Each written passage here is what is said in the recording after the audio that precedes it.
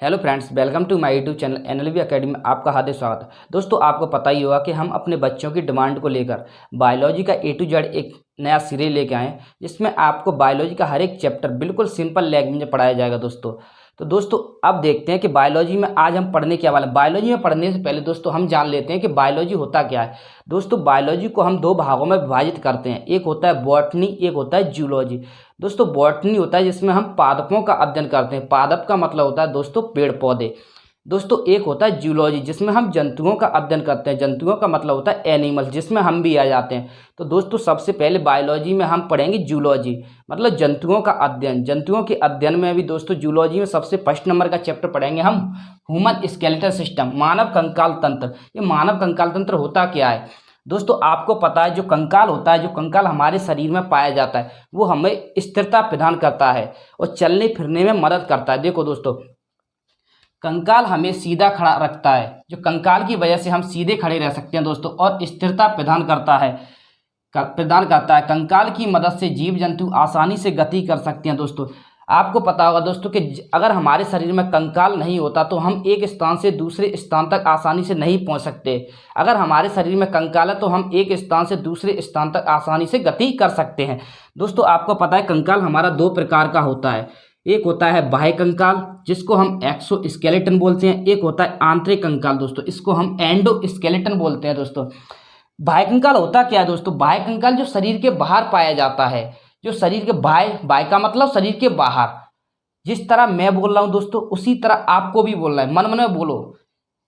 बाह्य कंकाल शरीर के बाहर पाया जाता है, और आंतरिक कंकाल आंतरिक आंतरिक शरीर के अंदर पाया जाता है। जो कंकाल शरीर के बाहर पाया जाता है उसको बाह्य कंकाल बोलते हैं, जो कंकाल शरीर के अंदर पाया जाता है उसको आंतरिक कंकाल बोलते हैं।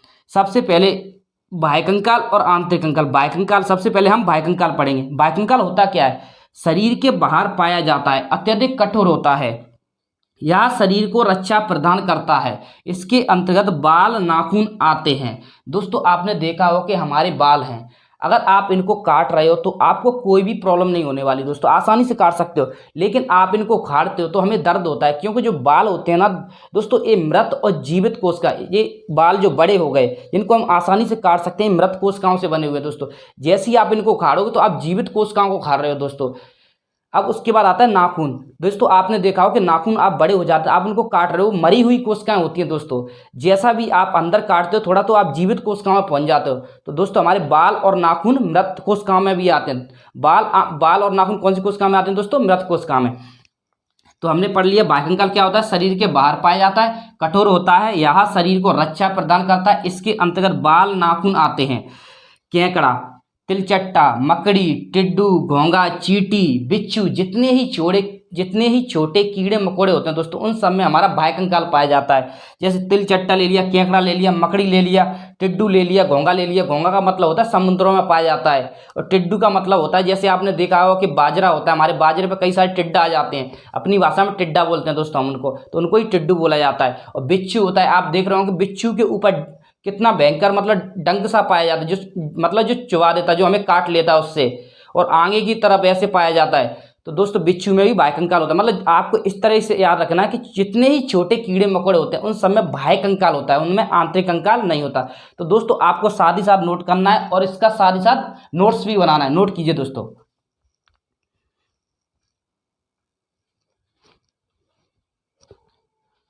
तो दोस्तों, आगे देखते हैं, हमने कहाँ था पढ़ लिया था, बाह्य कंकाल था। मतलब बाह्य कंकाल कहाँ होता है दोस्तों? शरीर के बाहर।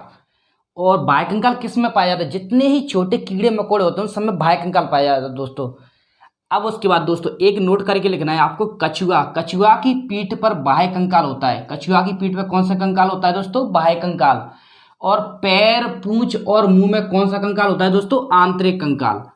कछुआ की पीठ पर बाह्य कंकाल, और पैर, पूंछ और मुंह में आंतरिक कंकाल। तो दोस्तों, मेरे साथ एक बार रिपीट करो, कछुआ की पीठ पर बाह्य कंकाल, पैर, पूंछ और मुंह में आंतरिक कंकाल पाया जाता है।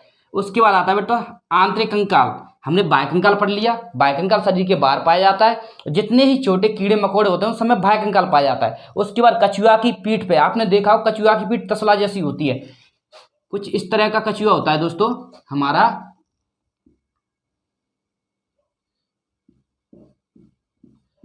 इसका ये तसला जैसा होता है ऊपर, तो दोस्तों उस पर बाह्य कंकाल पाया जाता है। और पैर, पूंछ और मुंह में कौन सा कंकाल पाया जाता है दोस्तों? आंतरिक कंकाल। जैसा देखा होगा दोस्तों कि कछुओं को ऐसा ही खतरा नजर आता है, वो अपने पैर, मुंह, पूंछ को अंदर कर लेता है, ऊपर कटोरा से छोड़ देता है, वो बहुत कठोर होता है दोस्तों। आंतरिक कंकाल दोस्तों अब पढ़ेंगे आंतरिक कंकाल। यह शरीर के अंदर मांसपेशियों के नीचे होता है। यह हमारे शरीर के अंदर, और मांसपेशी का मतलब होता है दोस्तों मसल्स, हमारे मसल्स के अंदर, मसल्स के भी नीचे होता है दोस्तों। यह शरीर को आंतरिक अंगों को रक्षा प्रदान करता है। मतलब शरीर के आंतरिक अंग हैं, जैसे शरीर के कोमल अंग होते हैं, जैसे हृदय है, फेफड़े हैं, लीवर है, जो शरीर के कोमल अंग है, शरीर के आंतरिक अंग है, उनको रक्षा प्रदान करता है दोस्तों। जैसे मानव है, बकरी है, गाय है, कुत्ता है, इनमें सब में आंतरिक कंकाल पाया जाता है। तो आपको आंतरिक कंकाल को किस तरह याद रखना है? आंतरिक कंकाल को आपको याद रखना है कि जितना ही बड़ा जीव जंतु मानव होगा उसमें सब में आंतरिक कंकाल पाया जाता है, और जितना ही छोटे कीड़े मकोड़े होते हैं दोस्तों उनमें बाह्य कंकाल पाया जाता है। उसके बाद आता है दोस्तों कि कंकाल तंत्र। कंकाल तंत्र अस्थि तथा उपास्थि दोनों से मिलकर बना होता है। जो कंकाल तंत्र होता है दोस्तों, जो कंकाल होता है वो अस्थि और उपास्थि दोनों से मिलकर बना होता है। अब दोस्तों आप बोले अस्थि और उपास्थि होता क्या है?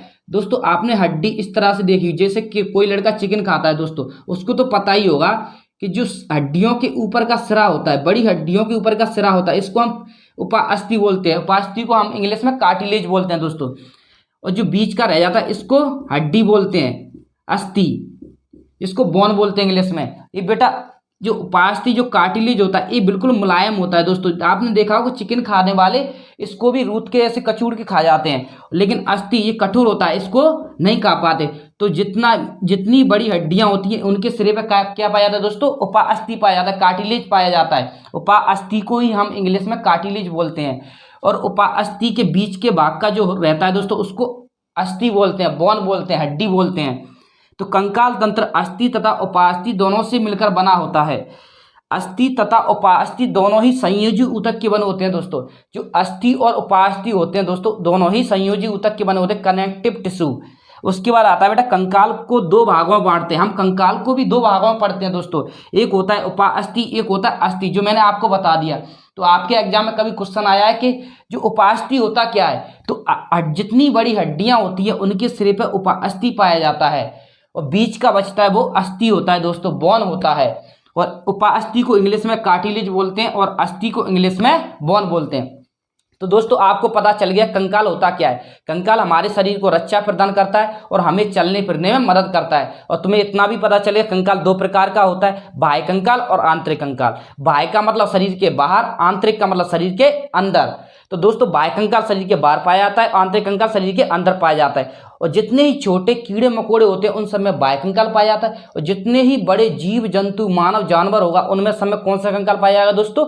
आंतरिक कंकाल पाया जाएगा। उसके बाद हमने पढ़ा था दोस्तों कि कंकाल अस्थि तथा उपास्थि दोनों से मिलकर बना है। और तुम्हें अब पता भी चल गया होगा कि हमारी जो बड़ी हड्डियां होती हैं उनके सिरे पर जो पाया जाता है इसको हम उपास्थि बोलते हैं, कार्टिलेज बोलते हैं। उसके बाद जो बीच का बचता है उसको अस्थि बोलते हैं। तुम्हें पता होगा जो उपास्थि होता है, कार्टिलेज बिल्कुल मुलायम होता है दोस्तों, और जो अस्थि होता है कठोर होता है दोस्तों। आपने देखा चिकन खाने वाले इस वाले भाग को कटोर के खा जाते हैं, लेकिन इस वाले भाग को नहीं खा पाते दोस्तों, क्योंकि ये कठोर होता है, इसको अस्थि बोलते हैं, ये मुलायम होता है, कार्टिलेज है।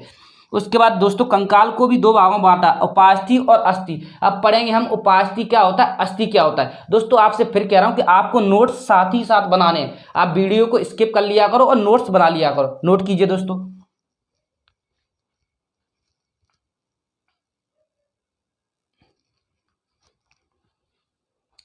चलो दोस्तों देखते हैं। अगला है दोस्तों के उपास्थि। हमने पढ़ा था कि जो उपास्थि है ना दोस्तों, कार्टिलेज को कार्टिलेज बोलता है, जो बड़ी हड्डियों के सिरे पे पाया जाता है। उपास्थि होता क्या है? यह मुलायम होता है दोस्तों। अभी बताया था कि जो उपास्थि होता है कैसा होता है? मुलायम होता है, क्योंकि इसमें केवल कैल्शियम फास्फेट पाया जाता है। दोस्तों आपके एग्जाम में डार्ट क्वेश्चन पूछ लिया जाता है, बताओ कैल्शियम फास्फेट किस में पाया जाता है, उपास्थि या अस्थि? दोस्तों किस में पाया जाता है? उपास्थि। तो उपास्थि में कैल्शियम फास्फेट पाया जाता है, इसलिए ये अत्यधिक मुलायम होता है। कैल्शियम फास्फेट का फॉर्मूला भी पूछ लिया जाता है, Ca3PO4 और 2। तो मेरे साथ बोलोगे आप एक बार, Ca3PO4 2। दोस्तों ऐसे काम नहीं चलेगा, बोलना तो पड़ेगा। देखो Ca3PO4 और 2, पाया जाता है। उपास्थि कॉन्ड्रियोब्लास्ट कोशिकाओं से बने होते हैं। तो उपास्थि दोस्तों काय से बने होते हैं? कॉन्ड्रियोब्लास्ट कोशिकाओं से बने होते हैं। दोस्तों आपको उपास्थियों में कोई डाउट है? देखो एक बार और देखते हैं। जितनी ही बड़ी हड्डियां होती हैं उनके सिरे पर उपास्थि पाया जाता है। दोस्तों आपको इस तरह याद रखना है। तो देखो यहाँ मुलायम होता है, उपास्थि मुलायम होता है, इसमें केवल कैल्शियम फास्फेट पाया जाता है। कैल्शियम फास्फेट का फॉर्मूला होता है Ca3PO4 और 2। उसके बाद उपास्थि कॉन्ड्रियोब्लास्ट कोशिकाओं से बने होते हैं। नाक, कान तथा बड़ी हड्डियों के सिरे पर कार्टिलेज पाया जाता है। कार्टिलेज का मतलब दोस्तों उपास्थि होता है। देखा होगा दोस्तों आपने कि जब हम सर्दी में टोपा लगाते हैं तो हमारे कान पीछे की ओर ऐसे चिपक जाते हैं और दर्द होने लगता है। इसका कारण क्या है कि जो कार्टिलेज होता है मुलायम होता है, वो थोड़े से ही मुड़ जाता है, और मुड़ जाता है तो कितना दर्द होता है दोस्तों। तो आपको इससे ही पता लगता होगा कि हमारा यहाँ कार्टिलेज पाया। जब आप साफी बांधते हो या कोई मुफरल वगैरह बांधते हो सर्दियों में तो नाक थोड़ी सी दब जाती है, तो थोड़ा बहुत नाक में भी दर्द होने लगता है। तो जितनी बड़ी हड्डियां होती हैं दोस्तों उनके सिरे पे कार्टिलेज पाया जाता है, और कार्टिलेज मुलायम होता है। कार्टिलेज में क्या पाया जाता है दोस्तों? कार्टिलेज में दोस्तों कैल्शियम फास्फेट पाया जाता है। कार्टिलेज का मतलब ही उपास्थि होता है दोस्तों। कैल्शियम फास्फेट पाया जाता है। कैल्शियम फास्फेट का फॉर्मूला Ca3PO4 कार्टिलेज होता है जो उपास्थि होता है। कॉन्ड्रियोब्लास्ट कोशिकाओं से बने होते हैं दोस्तों। नाक, कान तथा बड़ी हड्डियों के सिरे पर उपास्थि मतलब कार्टिलेज पाया जाता है। कार्टिलेज के बाहरी लेयर को पेरिकॉन्ड्रियम कहते हैं। आपके एग्जाम में कई बार पूछ लिया जाता है कि कार्टिलेज के बाहरी लेयर को क्या बोलते हैं? पेरिकॉन्ड्रियम। उसके बाद है अस्थि। तो कार्टिलेज में आपको कोई दिक्कत है दोस्तों? उपास्थि में कोई दिक्कत हो तो बताओ। आपको इतना याद रखना है कि उपास्थि मुलायम होता है, इसमें केवल कैल्शियम फास्फेट पाया जाता है, और कैल्शियम फास्फेट का फॉर्मूला आता है Ca3PO4 और 2। उसके बाद जो उपास्थि होता है दोस्तों कॉन्ड्रियोब्लास्ट कोशिकाओं से बने होते हैं। नाक, कान तथा बड़ी हड्डियों के सिरे पर हमारा क्या पाया जाएगा दोस्तों? उपास्थि पाया जाएगा, कार्टिलेज पाया जाएगा। कार्टिलेज के बाहरी लेयर को पेरिकॉन्ड्रियम कहते हैं दोस्तों। उसके बाद आता है अस्थि। अस्थि का मतलब हड्डी होता है, बोन होता है, बोन। उसके बाद यह अत्यधिक कठोर होता है। मैंने आपको बताया था दोस्तों कि अस्थि होता है ना, अस्थि अत्यधिक कठोर होता है क्योंकि इसमें कैल्शियम फास्फेट तथा कैल्शियम कार्बोनेट दोनों पाया जाता है। अस्थि होता है दोस्तों यह अत्यधिक कठोर होता है क्योंकि इसमें कैल्शियम फास्फेट तथा कैल्शियम कार्बोनेट दोनों पाया जाता है। और उपास्थि मुलायम क्यों होता है? क्योंकि इसमें केवल कैल्शियम फास्फेट ही पाया जाता है। और अस्थि कठोर क्यों होता है? क्योंकि इसमें कैल्शियम फास्फेट और कैल्शियम कार्बोनेट दोनों पाया जाता है। तो दोस्तों अस्थि में अभी हम और पढ़ेंगे, पहले इसको नोट कीजिए दोस्तों।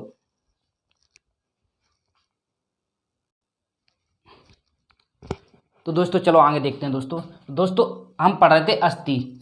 तो अस्थि मतलब बोन, तो हमने एक पॉइंट पढ़ लिया था। दूसरा पॉइंट है अस्थि ऑस्टियोब्लास्ट कोशिकाओं के बने होते हैं। दोस्तों आपके एग्जाम में डायरेक्ट क्वेश्चन पूछ लिया जाता है दोस्तों कि अस्थि हमारी काय की बनी होती है दोस्तों? ऑस्टियोब्लास्ट कोशिकाओं। देखिए दोस्तों अस्थि ऑस्टियोब्लास्ट काय की बनी होती है दोस्तों? अस्थि ऑस्टियोब्लास्ट कोशिकाओं से बनी होती हैं। मानव अस्थियों में विशेष प्रकार के प्रोटीन होती हैं। मतलब मानव अस्थि होती है दोस्तों, उसमें विशेष प्रकार का प्रोटीन होता है जिसे कोलोजन प्रोटीन कहते हैं। दोस्तों आपको याद रखना कि अस्थि कौन सी कोशिकाओं की बनी होती है दोस्तों? ऑस्टियोब्लास्ट कोशिकाओं की बनी होती है। अस्थि कौन सी कोशिकाओं की बनी होती है? मेरे साथ बोलो दोस्तों, अस्थि ऑस्टियोब्लास्ट कोशिकाओं की बनी होती है। मानव अस्थि में विशेष प्रकार का प्रोटीन होता है जिसे कोलोजन प्रोटीन कहते हैं। दोस्तों मानव जो अस्थि होती है, जो मानव की हड्डी होती है, उसमें एक विशेष प्रकार का प्रोटीन पाया जाता है जिसको हम कोलोजन प्रोटीन कहते हैं। दोस्तों अस्थि में एक ओसी नामक प्रोटीन भी पाया जाता है। तो अस्थियों में एक कोलोजन प्रोटीन भी पाया जाता है और अस्थि में एक ओसी नामक प्रोटीन भी पाया जाता है। अस्थियों में रक्त नलिकाएं और तंत्रिका तंत्र पाए जाते हैं। तो दोस्तों अस्थियों में क्या पाया जाता है? रक्त नलिकाएं पाई जाती हैं और तंत्रिका तंत्र भी पाया जाता है। उसके बाद अस्थियों में दोस्तों 50% जल। आपके एग्जाम में डाट पूछ लिया जाता है कि अस्थियों में कितने परसेंट जल पाया जाता है? तो दोस्तों अस्थियों में 50% जल पाया जाता है और 50% जो कार्बनिक पदार्थ होते हैं वो अस्थियों में पाए जाते हैं। दोस्तों आपको यहाँ से अस्थियों में दोस्तों 50% जल पाया जाता है और 50% कार्बनिक पदार्थ पाए जाते हैं। उसके बाद आता है कि 30 वर्ष की अवस्था में हड्डियों का घनत्व अधिक होता है। 30 वर्ष की अवस्था में हड्डियों का घनत्व अधिक होता है। दोस्तों अगर 30 वर्ष से पहले अगर हमारी हड्डियां टूटती हैं किसी कारण से तो दोस्तों आपको पता होगा जुड़ने मतलब बहुत जल्दी जुड़ जाती हैं, लेकिन 30 वर्ष के बाद हड्डियों का घनत्व तो अधिक हो जाता है, तो जुड़ने में समय भी अधिक लगता है। आपने देखा होगा दोस्तों कि हड्डियां बुढ़ापे में टूटती हैं तो बहुत ज़्यादा ही समय लगता है, हड्डियों का घनत्व 30 साल में बढ़ जाता है, अधिक हो जाता है। उसके बाद आता है दोस्तों कि जन्म के समय हड्डियों की संख्या 270 से 310 के बीच होती है। जब एक बच्चा जन्म लेता है दोस्तों, एक बचपना बच्चा होता है जो जन्म लेता है, उस समय हड्डियों की संख्या 270 से 310 के बीच में होती हैं। अगर तुमसे पूछ लिया जाए दोस्तों कि जन्म के दौरान औसतन हड्डियां अगर पूछ लिया दोस्तों तो औसतन हड्डियां 300 होती हैं।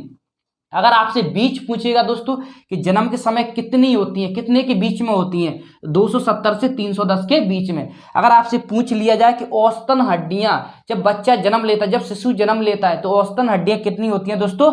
300 होती हैं। बाल्य अवस्था में हड्डियों की संख्या 208 होती है। जब बच्चा 6 या 7-8 साल का होता है तब बेटा बाल्य अवस्था बोला जाता है, उसमें हड्डियों की संख्या 208 होती है। कितनी होती है दोस्तों? 208। तो आपने यहाँ से देखा 30 वर्ष की अवस्था में हड्डियों का घनत्व तो अधिक हो जाता है। आपसे पूछ लिया जाए कितने वर्ष की अवस्था में हड्डियों का घनत्व अधिक हो जाता है, तो 30 वर्ष की। जन्म के समय हड्डियों की संख्या लगभग कितनी होती है या कितनी बीच होती है, तो 270 से 310 के बीच बोल देना दोस्तों आप। बाल्य अवस्था में हड्डियों की संख्या कितनी होती है? 208। तो दोस्तों ये पॉइंट रह गया था। जन्म के दौरान औसतन हड्डियों की संख्या 300। उसके बाद वयस्क मानव के शरीर में हड्डियों की संख्या 206 होती है दोस्तों। एक वयस्क मानव का मतलब जैसे हम संपूर्ण मानव बन गए, एक वयस्क मानव में हमारा गिनती होता है दोस्तों, तो हमारी हड्डियां होती हैं वो 206 होती हैं। तो दोस्तों मैं आपको गारंटी दे रहा हूँ ये 206 हड्डियां आपकी जबान पे ऐसी रहें कि आप किसी को भी इनकी काउंटिंग करके बता दोगे। अब हम 206 हड्डियों के बारे में अच्छे से जानकारी पाएंगे दोस्तों, नोट कीजिए दोस्तों।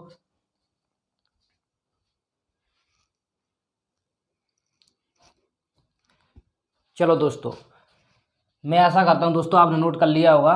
तो देखो दोस्तों, अस्थि प्लस अस्थि मिलकर क्या बनाता है? लिगामेंट। दोस्तों आपको याद रखना है, आपके एग्जाम में डाट पूछ लिया जाता है, अस्थि प्लस अस्थि, हड्डी प्लस हड्डी मिलकर क्या बनाएगा दोस्तों? लिगामेंट। चलो मेरे साथ बोलो, अस्थि प्लस अस्थि लिगामेंट, अस्थि प्लस अस्थि लिगामेंट। उसके बाद दोस्तों अस्थि प्लस मांस टेंडम, अस्थि प्लस मांस क्या बनाएगा दोस्तों? टेंडम, अस्थि प्लस मांस टेंडम। उसके बाद आता है दोस्तों मांस प्लस मांस क्या बनाएगा? सेलिक्सर। दोस्तों मैं आपसे फिर कह रहा हूं, जैसा मैं बोल रहा हूं वैसा ही आपको अपने मन में रिपीट करना है। अगर आप लाइब्रेरी में बैठे हो तो मन में रिपीट करना है, अगर आप घर पे बैठे हो तो कोई दिक्कत नहीं दोस्तों, चिल्ला के रिपीट कर सकते हो। क्योंकि अगर तुम्हें पता है दोस्तों बायोलॉजी एक ऐसा सब्जेक्ट है जिसको अगर हमें बहुत बेहतरीन तरीके से याद करना है तो इसको जितना हो सके उतना मन में रिपीट करो, जितना हो सके उतना। तो अस्थि प्लस अस्थि लिगामेंट, अस्थि प्लस मास टेंडम, मास प्लस मास सेलेक्सर। अब देखो दोस्तों इतना हमने पढ़ लिया, अब पढ़ेंगे हम अपनी 206 हड्डियों के बारे में। जो 206 हड्डियां होती हैं हमारी कौन कौन सी होती है, इनको कितने भागों में बांटा गया है दोस्तों, और ये कहाँ पे पाई जाती हैं। तो दोस्तों आज से आप अपनी हड्डियां खुद अपने आप से काउंट करोगे। देखिए दोस्तों, मानव शरीर की समस्त अस्थियों को मतलब हड्डियों को 2 भागों में बांटा गया है दोस्तों। कितने भागों में? 2 भागों में। एक होता है अनुबंधीय उपांगी। क्या होता है दोस्तों? अनुबंधीय उपांगी, जिसको अपेंडिकुलर बोलते हैं दोस्तों। इसमें हम 126 हड्डियां पढ़ते हैं। वो 126 हड्डियां हमारी हाथ पैर की होती हैं, और जो हमारे हाथ पैर जुड़े रहते हैं वो रहती हैं दोस्तों। उसके बाद होती है अक्षीय, एक्सियल। जो एक्सियल जो अच्छी है, इसके हंडोवर 80 हड्डियां आती हैं दोस्तों। और अनुबंधीय उपांगी अपेंडिकुलर के हंडोवर दोस्तों 126 हड्डियां आती हैं, और अच्छी एक्सियल के हंडोवर 80 हड्डियां आती हैं। तो 126 हड्डियां मैंने आपको बता दिया कि हाथ पैर की होती हैं और हमारे हाथ पैर जुड़े रहते हैं, वो रहती हैं दोस्तों। उसके बाद अच्छी एक्सियल, ये वो हड्डियां होती हैं जो हमारे कोमल अंगों को रक्षा प्रदान करती हैं दोस्तों। जैसे ब्रेन हो गया, ये हो गया रीढ़ की हड्डी, ये गर्दन, मतलब ये सारी चीज़ आ जाती हैं। अब देखो दोस्तों हम एक एक से सबसे पहले हाथ की हड्डी पढ़ेंगे, जो हमारी सबसे पहले हम अनुबंधीय उपांगी मतलब अनुबंधीय उपांगी में 126 हड्डियां पढ़ेंगे दोस्तों। कहने का मतलब है कि अनुबंधीय उपांगी में 126 हड्डियां। अभी एक्सियल नहीं पढ़ रहे दोस्तों, अभी पढ़ रहे हैं हम अनुबंधीय उपांगी। तो अनुबंधीय उपांगी में सबसे पहले पढ़ेंगे हम हाथ की हड्डियां। तो दोस्तों हमारे एक हाथ में 30 हड्डियां होती हैं। अगर हम दोनों हाथों को मिला लें तो हमारे दोनों हाथों में दोस्तों 60 हड्डियां हो जाती हैं। अब देखो कैसे, तुम्हें पता है हमारी यहाँ से लेके यहाँ तक, मतलब बिल्कुल यहाँ से लेके यहाँ तक एक हड्डी होती है दोस्तों। इसको क्या बोलते हैं दोस्तों? हम ह्यूमरस। क्या बोलते हैं? ह्यूमरस। मेरे साथ बोलोगे, ह्यूमरस। क्या बोलते हैं दोस्तों? ह्यूमरस। उसके बाद दोस्तों आपको पता होगा कि हमारे यहाँ पे दो हड्डियां होती हैं। कितनी हड्डियां होती हैं? दो। एक इधर की साइड में और एक इधर की साइड में। तो तुम्हें पता है इधर में हमारी उंगली है, इसलिए हम इसको अल्ना बोलेंगे। क्या बोलेंगे दोस्तों? अल्ना। क्या बोलेंगे? अल्ना। और बाहर वाली को radius. Ulna radius. Ulna radius. मेरे साथ बोलो, ulna radius. Humerus, ulna radius. तुम्हें पता है दोस्तों कलाई, कलाई में भी हड्डियां होती हैं। तो कलाई, के फोर कलाई, तो के फोर कार्पल। के फोर कार्पल। उसके बाद दोस्तों तुम्हें पता है मेटाकार्पल। हमारा जी हथेली होता है पंजा, इसमें मेटाकार्पल होता है। इसको हम क्या बोलते हैं? मेटाकार्पल। हथेली को क्या बोलोगे दोस्तों? मेटाकार्पल। देखो कलाई को कार्पल, तो कलाई हमारी कहाँ से जुड़ी है? मेटाकार्पल से। तो मेटाकार्पल, मेटा जोड़ना है आपको, कार्पल तो पहले से ही है। उसके बाद उंगलियों को हम फ्लैंजिंज बोलते हैं दोस्तों। क्या बोलते हैं? फ्लैंजिंग। तो आप मेरे साथ बोलोगे humerus, ulna, radius, carpal, metacarpal, phalanges. दोस्तों यहाँ से यहाँ तक की एक हड्डी होती है, इसको ह्यूमरस बोलते हैं। यहाँ पे तुम्हें पता है दोस्तों दो हड्डियां होती हैं। अंदर वाली को जो उंगली, ऐसे याद रखोगे, उंगली, उंगली वाली को अल्ना और बाहर वाली को रेडियस। कलाई से कार्पल, कलाई से कार्पल, कलाई के बगल है तो इसको पंजे को मेटाकार्पल। दोस्तों इसको हम फ्लैंजिंग बोलते हैं, उंगलियों को फ्लैंजिंग। अब उसके बाद दोस्तों देखिए कि हाथ की हड्डियां ह्यूमरस हो गई, अल्ना हो गई, रेडियस हो गई, अल्ना हो गई, कार्पल हो गई, कार्पल, मेटाकार्पल। दोस्तों यहाँ पे अल्ना मैंने दो बार लिख दिया दोस्तों, तो एक अल्ना को हटा लीजिए, कोई दिक्कत नहीं है। नीचे वाली को हटा लीजिए दोस्तों, अल्ना, नीचे वाली को हटा लो। ठीक है दोस्तों, देखो ह्यूमरस हो गया, अल्ना हो गया, रेडियस हो गया, कार्पल हो गया, मेटाकार्पल हो गया, फ्लैंजिंज हो गया। तो अब मेरे साथ दोबारा फिर काउंट करो दोस्तों, humerus, ulna, radius, carpal, metacarpal, phalanges. और आपको पता है कि एक हाथ में 30 हड्डियां होती हैं, दोनों को काउंट करेंगे तो दोस्तों 60 हो गई। अब देखो ह्यूमरस में हड्डियों की संख्या कितनी होती है दोस्तों? 1। अल्ना में हड्डियों की संख्या दोस्तों कितनी होती है? 1। रेडियस में हड्डियों की संख्या कितनी होती है दोस्तों? 1। कार्पल में हड्डियां, मतलब कलाई में हड्डियों की संख्या 8 होती है। कितनी होती है दोस्तों? 8। मेटाकार्पल, मेटाकार्पल का मतलब होता है दोस्तों पंजा, पंजे में हड्डियों की संख्या कितनी होगी दोस्तों? 5। और फ्लैंजिंज में उंगली, फ्लैंजिंज का मतलब होता है दोस्तों उंगली, उंगलियों में हड्डियों की संख्या 14। तो देखो 1 2 3, 3 और 8 कितना हो गया दोस्तों? 11। और 11 और 5 कितना हो गया दोस्तों? 11 5 16, और 16 और 14 कितना हो गया? 30। तो एक हाथ में 30 और दोनों को मिला के दोस्तों 60। तो आपको दोस्तों ऐसे फिगर बना लेना। अब दोस्तों ये मत कहना कि सर तुम कैसा फिगर बना रहे हो, केवल आपको याद होना चाहिए, उससे कोई मतलब नहीं है कैसा बन रहा है।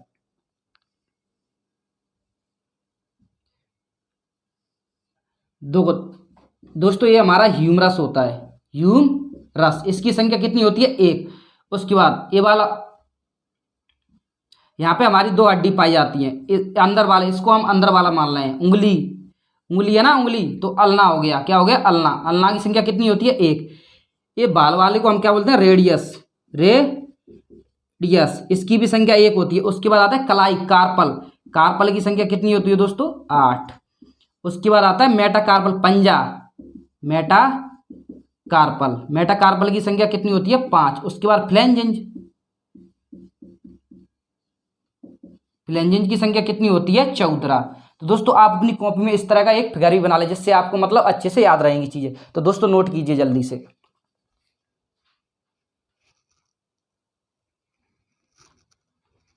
तो दोस्तों अब देखते हैं हम पैर की हड्डियां। तो दोस्तों पैर की हड्डियां बताने से पहले मैं आपको प्रैक्टिकली, जैसे आपने देखा होगा कि आप सोच रहे होंगे दोस्तों कि उंगलियों में 14 हड्डियां होती कैसी हैं। तो दोस्तों आपको पता होगा कि हमारी प्रत्येक उंगली, देखो दोस्तों, 1 2 3, 3 जगह से मुड़ रही दोस्तों।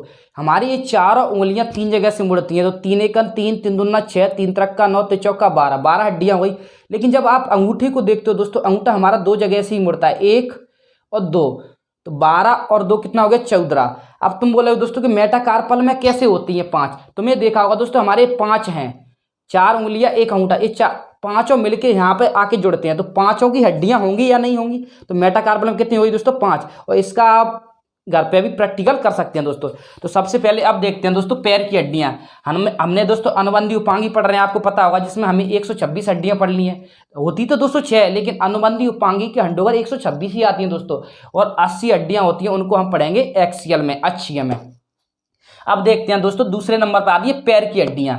पैर की एक पैर में 30 होती है दोस्तों, अगर दोनों को काउंट कर लिया जाए तो 60 होती है। आपके एग्जाम में ये भी पूछ लिया जाता है एक पैर में हड्डियों की संख्या कितनी होती है दोस्तों, तो कितनी होती है 30 और दोनों मिला के 60। उसके बाद आता है दोस्तों फीमर। उसके बाद क्या आता है फीमर। उसके बाद क्या आता है दोस्तों फीमर। तो दोस्तों मैं आपको कुछ प्रैक्टिकली बताना चाहता हूँ। देखो ये हमारा कंकाल है दोस्तों, तुम्हें पता है दोस्तों ए वाली हड्डी है, ये हमारी फीमर होती है। उसके बाद यहाँ पे हम अपनी भाषा में बिलिया बोलते हैं, गांव में बिलिया बोलते हैं या नहीं बोलते, इसको ही हम पटेला बोलते हैं, साइंस बायोलॉजी की भाषा में पटेला बोलते हैं। तो देखो दोस्तों फीमर पटेला। उसके बाद देखो दोस्तों यहाँ पे 2 हड्डी पाई जाती हैं। कितनी पाई जाती है 2 हड्डियां।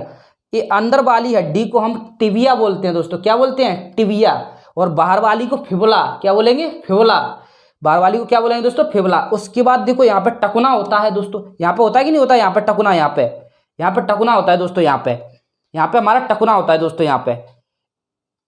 तो इसको क्या बोलेंगे दोस्तों टार्सल, टी फोर टकुना तो टी फोर टार्सल, उधर में के फोर कार्पल, के फोर कलाई तो के फोर कार्पल, इधर में टी फोर टकना तो टी फोर टार्सल।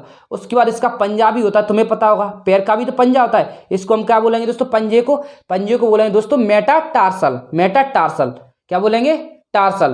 तो ये क्या हो गया दोस्तों टार्सल और मेटाटार्सल।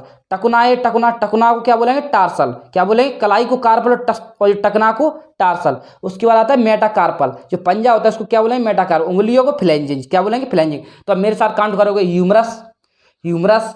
उसके बाद अल्ना, नहीं दोस्तों ये तो उसकी थी, सॉरी दोस्तों ये हमारी हाथ की थी। फीमर के बाद पटेला, इसको गांव की भाषा में हम बिलिया बोलते हैं। फीमर पटेला क्या हो गया दोस्तों फीमर पटेला। अंदर वाली को टिबिया बोलेंगे, पैर के अंदर वाली को, जैसे आपके दोनों पैर हैं तो अंदर वाली को क्या बोलेंगे टिबिया, बाहर वाली को फिबुला, क्या बोलेंगे फिबुला। उसके बाद टकना तो टार्सल और मेटाटार्सल और फ्लेंजिंज, क्या बोलेंगे फ्लेंजिंज। आप ऐसे भी याद रख सकते हो दोस्तों, जो अंदर वाला है टिबिया को आप ऐसे कटोरी माँ जी रसोई घर के अंदर रखती है ना, तो हमारे पैर के अंदर पाई जाएगी। और फिबुला मतलब फिबुला, फिर के निकाल देते हैं घर, मम्मी जी लात मार देती है ना निकल जा, तो बाहर की तरफ क्या पाया जाएगा दोस्तों फिबुला। और ये क्या होता है दोस्तों टार्सल, क्या होता है टार्सल, यहाँ पे टकुना के यहाँ, उसके बाद मेटाटार्सल और फ्लेंजिंज। तो दोस्तों इधर देखिए फीमर पटेला टिबिया फिबुला टार्सल मेटाटार्सल फ्लेंजिंग। तुम्हें पता होगा दोस्तों ये जांग में पाई जाती है फीमर, इसको हम उरु अस्थि भी बोलते हैं, क्या बोलते हैं दोस्तों उरु अस्थि बोलते हैं। उसके बाद पटेला जिसकी गांव की भाषा में बिलिया बोलते हैं दोस्तों। उसके बाद टिबिया अंदर की ओर पाई जाती है दोस्तों, ये सबसे चमकीली हड्डी होती है दोस्तों टिबिया। आपके एग्जाम में बार बार पूछ लिया जाता है कि सबसे चमकीली हड्डी कौन सी होती है दोस्तों टिबिया। उसके बाद दोस्तों फिबुला कहाँ पाया दोस्तों बाहर की तरफ, पैर में बाहर की तरफ। उसके बाद टार्सल टकुना के पास होगा तो टार्सल। उसके बाद मेटाटार्सल दोस्तों, मतलब जो पैर का पंजा होता है ना उसमें मेटाटार्सल बोलते हैं, जो पैर का पंजा होता है दोस्तों उसको क्या बोलते हैं मेटाटार्सल। उसके बाद आता है दोस्तों फ्लेंजिंग, उंगलियों को हम क्या बोलते हैं पैर की को फ्लेंजिंग। अब उसके बाद 30 हड्डियां पैर में होती कहाँ पे, तो दोस्तों फीमर में 1 होती है, उसके बाद पटेला में 1 होती है दोस्तों, टिबिया में 1 होती है, फिबुला में 1 होती है, टार्सल में 7 होती हैं और मेटाटार्सल में 5 होती हैं और फ्लेंजिंज में 14 होती हैं। आप इनको ऐसे याद रख सकते हो दोस्तों कि तुम्हें पता है दोस्तों कि जो पटेला है ना यहाँ पे पटेला बड़ा है यहाँ पे, तो पटेला की 1 बड़ी तो यहाँ से 1 कम होगी कि नहीं होगी, तो टार्सल में से 1 कम होगी। कलाई में 8 थी तो इधर टार्सल में से 1 कम होगी ना, क्योंकि पटेला ले गया 1 हड्डी को। तो तुम्हें पता है दोस्तों कि सबसे चमकीली हड्डी हमारी टिबिया होती है। कौन सी होती है टिबिया। और फीमर को हम उरु अस्थि भी बोलते हैं दोस्तों, क्या बोलते हैं उरु अस्थि। इसकी लंबाई 48 सेंटीमीटर होती है दोस्तों, कितनी होती है 48 सेंटीमीटर होती है दोस्तों, कितनी होती है 48 सेंटीमीटर। सबसे लंबी हड्डी होती है दोस्तों ये फीमर, जो हमारी जांग में पाई जाती है दोस्तों। नोट कीजिए दोस्तों।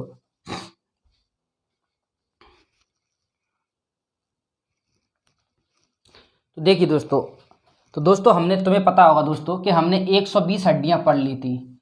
हमने हाथ और पैर की 60 हड्डियां पढ़ ली थी, दोनों हाथों में 60 और दोनों पैरों में 60, तो 120 हड्डियां पढ़ ली थी। लेकिन हमें पढ़नी है अनुबंधी उपांगी में 126 हड्डियां। तो उनमें से सी नंबर पे आती है पेल्विक, इनकी संख्या 2 होती है। कितनी होती है दोस्तों 2। इसके एक भाग में 3 अस्थि इलियम इस्चियम प्यूबिस होती हैं, परंतु वयस्क में तीनों जुड़कर एक अस्थि बन जाती हैं। तो दोस्तों जो पेल्विक हड्डी होती है, जो हमारे पैर को पेल्विक हड्डी होती है दोस्तों, देखो आपको दिख रहा होगा ये हमारा पैर है, इसमें ये पेल्विक हड्डी है, ये वाली इसमें ए वाली ये है ना दोस्तों, ये आप अपनी कमर से हाथ लगा के देख सकते हो। ए वाली हड्डी को हम पेल्विक हड्डी बोलते हैं दोस्तों। एक बच्चा होता है, एक बच्चे में इसमें 3 हड्डियां होती हैं जो जुड़कर एक ही बन जाती, मतलब एक वयस्क में एक ही बन जाती हैं। लेकिन बच्चा होता है, जो बचपना होता है ना दोस्तों, तो उसमें ये 3 हड्डियां होती हैं दोस्तों बचपन में उसमें। तो वो 3 हड्डियां कौन कौन सी होती हैं दोस्तों? Ilium, ischium, pubis. कौन कौन सी होती है दोस्तों? मेरे साथ बोलो, ilium, ischium, pubis, ilium, ischium, pubis, ilium, ischium, pubis. तो दोस्तों इनकी संख्या कितनी होती है? 2। दोस्तों आपको दिख रहा होगा इनकी संख्या कितनी होती है? 1 और 2, 1 2, 1 2। और बेटा इसके एक भाग में 3 अस्थि होती है, इलियम, इस्चियम, प्यूबिस होती हैं, परंतु वयस्क में तीनों जुड़कर एक ही बन जाती है, जिसको क्या बोलते हैं? पेल्विक। और पेल्विक इनकी संख्या कितनी होती है? 2। उसके बाद आता है दोस्तों कैल्विक, जो हसली है। कैल्विक इनकी संख्या 2 होती है। इसे जामुक या कॉलर बोन भी कहते हैं, इसे बीटी बोन भी कहते हैं, स्कैपुला, हाँ कैल्विक, इसकी संख्या 2 होती है। इसे जामुक कॉलर बोन भी कहते हैं, इसे जामुक हड्डी भी कहते हैं और कॉलर बोन भी कहते हैं, इसे बीटी बोन भी कहते हैं। कॉलर बोन का मतलब होता है दोस्तों ए वाली हड्डी, हमारी ए वाली हड्डी, ए वाली हड्डी दोस्तों, देख ए वाली हड्डी, ये 2 हड्डियां होती है दोस्तों, इनको हम कॉलर बोन बोलते हैं। कॉलर के पास है इसलिए दोस्तों कॉलर बोन, कॉलर के पास है, कॉलर असली भी बोलते हैं, बीटी बोन भी बोलते हैं, जामुक हड्डी भी बोलते हैं दोस्तों। और ये हमारी सबसे कमजोर हड्डी होती है दोस्तों कैल्विक, इनकी संख्या 2 होती है। कितनी होती है दोस्तों? 2। आपको दिख रहा होगा दोस्तों, ये रही है हमारी कैल्विक हड्डी, 2 सबसे कमजोर हड्डी होती है कैल्विक। उसके बाद आता है दोस्तों स्कैपुला, यह बाहों को कंधों से जोड़ने का काम करता है। बाहों का कंधे का मतलब होता है जो हमारा ह्यूमरस हड्डी है, ये बाहें हैं हमारी, इसको कंधों से जोड़ रहा है, इससे जोड़ रहा है, बाहें ये हमारी इसको कंधों से जोड़ रहा है। देखो ये रहे, ये हमारे स्कैपुला, ये रहे दोस्तों, ये रहे आपके बड़े बड़े से इधर होते हैं कि नहीं होते पीछे, ये रहे बैकबोन में होते हैं, या इनको हम स्कैपुला बोलते हैं दोस्तों, जो हमारे बाहों को कंधों से जोड़ने का काम करता है। इनकी संख्या कितनी होती है? 2, 1 2। कितनी होती है दोस्तों? 1 2। तो पेल्विक हड्डियों की संख्या 2 होती है दोस्तों। और बच्चों में पेल्विक हड्डी में प्रत्येक भाग में 3 अस्थियां होती हैं, इलियम, इस्चियम, प्यूबिस, जो वयस्क में जुड़कर एक अस्थि बन जाती है, उसको हम पेल्विक बोलते हैं दोस्तों। कैल्विक, जिसको असली भी बोलते हैं दोस्तों, गांव में बोलते हैं ना कि बच्चे का असली चला गया, तो दोस्तों इसको भी बोलते हैं कैल्विक। इनकी संख्या 2 होती है। इसे जामुक या कॉलर बोन भी कहते हैं दोस्तों, क्या बोलते हैं? जामुक या कॉलर बोन भी कहते हैं, इसे बीटी बोन भी कहते हैं। स्कैपुला यह बाहों को कंधों से जोड़ने का काम करते हैं। इनकी संख्या कितनी होती है? 2। तो स्कैपुला आपको पता चल गया 1 2, इनकी संख्या कितनी होती है? 2। दोस्तों आपने 126 हड्डियां अनुबंधी उपांगी की कंप्लीट कर ली। तो देखो 120 भी, 2 ए वाली पेल्विक, 2 आपकी हो गई दोस्तों कैल्विक, 2 हो गई आपकी स्कैपुला। तो इनको जोड़े कितना? तो 120 126 हड्डियां। तो हमने अनुबंधी उपांगी की 126 हड्डियां दोस्तों कंप्लीट कर ली। तो आपको पता है दोस्तों कि हमने अनुबंधी उपांगी हड्डियां कंप्लीट कर ली, जिसमें 126 हड्डियां होती हैं, जो आपको अच्छी तरह याद भी हो गया होगा दोस्तों। तो अब पढ़ेंगे दोस्तों हम अच्छिया, क्योंकि आपको पता है कि हड्डियों को हम 2 भागों में विभाजित करते हैं, एक होता है अनुबंधी उपांगी, एक होता है अच्छिया, एक्सियल। दोस्तों अनुबंधी उपांगी में हम 126 हड्डियां पढ़ते हैं, जिनको हमने अच्छे से पढ़ लिया। उसके बाद अच्छिया में 80 हड्डियां पढ़ते हैं, जिनको हम पढ़ने वाले हैं। ये हमारे अच्छिया में होता है, ये हमारे शरीर के बीचों बीच में होती हैं। यहाँ शरीर के अंदर कोमल अंगों की रक्षा प्रदान करता है। अच्छियों की कुल संख्या 80 होती है। जो अच्छिया होता है उसकी कुल संख्या 80 होती है। कुल संख्या कितनी होती है? 80 होती है। और ये हमारे शरीर के बीचों बीच कोमल अंगों की रक्षा करती है। कोमल अंगों का मतलब है, आपको दिख रहा होगा, यहाँ पे हमारी पसलियाँ पाई जाती हैं, यहाँ पे हमारे कई सारे कोमल अंग पाए जाते हैं। हमारा ब्रेन है, यहाँ पे हमारा कोमल अंग पाया जाता है। तो दोस्तों इनमें हम 80 हड्डियाँ काउंट करेंगे दोस्तों। तो सबसे पहले अच्छी एक्सियल में सबसे पहले 1 नंबर की हड्डी आती है कशेरुकदंड, जिसको हम मेरुदंड बोलते हैं दोस्तों। इसे रीढ़ की हड्डी भी कहते हैं, बैक बोन भी कहते हैं। बैक बोन का मतलब होता है कि बैक मतलब पीछा, बोन का मतलब पीछे की हड्डी, तो बैक बोन हो गया। यहाँ ऊपर गर्दन से लेकर नीचे पूंछ अस्थि टेल बोन तक फैला हुआ है। तो दोस्तों हमारा जो रीढ़ की हड्डी है ऊपर बिल्कुल गर्दन से लेकर नीचे टेल बोन, पूंछ अस्थि। आपको पता होगा दोस्तों कि पहले हमारे पूंछ हुआ करती थी, पहले हम आदि मानव थे, आधे मानव और आधे जानवर। आप देख पा रहे होंगे बिल्कुल ऊपर गर्दन से लेकर, बिल्कुल ऊपर गर्दन से लेकर नीचे बिल्कुल पूंछ अस्थि तक हमारी रीढ़ की हड्डी फैली हुई है दोस्तों। बिल्कुल ऊपर गर्दन से लेकर नीचे पूंछ अस्थि तक हमारी रीढ़ की हड्डी फैली हुई है। इसकी कुल संख्या 26 होती है दोस्तों। इसकी कुल संख्या कितनी होती है? रीढ़ की हड्डी की 26 होती है। प्रारंभ में अगर दोस्तों आपसे प्रारंभ की बात कर दी जाए तो प्रारंभ में 33 होती है दोस्तों। प्रारंभ में रीढ़ की हड्डी की संख्या कितनी होती है? 33 होती है। प्रत्येक कशेरु के मध्य भाग को नीरल कैनल कहते हैं। प्रत्येक कशेरु के मध्य भाग को क्या कहते हैं दोस्तों? प्रत्येक कशेरु के जो बीच का भाग होता है इसको क्या बोलते हैं, न्यूरल कैनल बोलते हैं, जिससे होकर मेरुरज्जु गुजरती है। दोस्तों आपको पता होगा कि जब हमारे ब्रेन में चोट लगती है तो डॉक्टर एक इंजेक्शन को देता है जो हमारा कहाँ पर देता है, मेरुरज्जु, जिसको हम स्पाइनल कॉर्ड बोलते हैं। क्या बोलते हैं दोस्तों, स्पाइनल कॉर्ड बोलते हैं। जिससे ब्रेन में चोट लगने से दोस्तों क्या है, जब डॉक्टर हमारे ब्रेन का ऑपरेशन करता है तो हमारे ब्रेन को शून्य करना पड़ता है, जिससे हमारे मेरुरज्जु में इंजेक्शन देना पड़ता है दोस्तों। तो दोस्तों नोट कीजिए जल्दी से।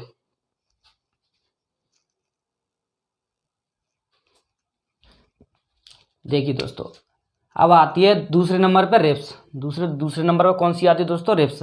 रिब्स को हम हिंदी में पसली बोलते हैं। क्या बोलते हैं दोस्तों, पसली। इसकी कुल संख्या 24 होती है। अगर आपके एग्जाम में पूछ लिया जाए, बताओ रिब्स की कुल संख्या कितनी होती है, 24।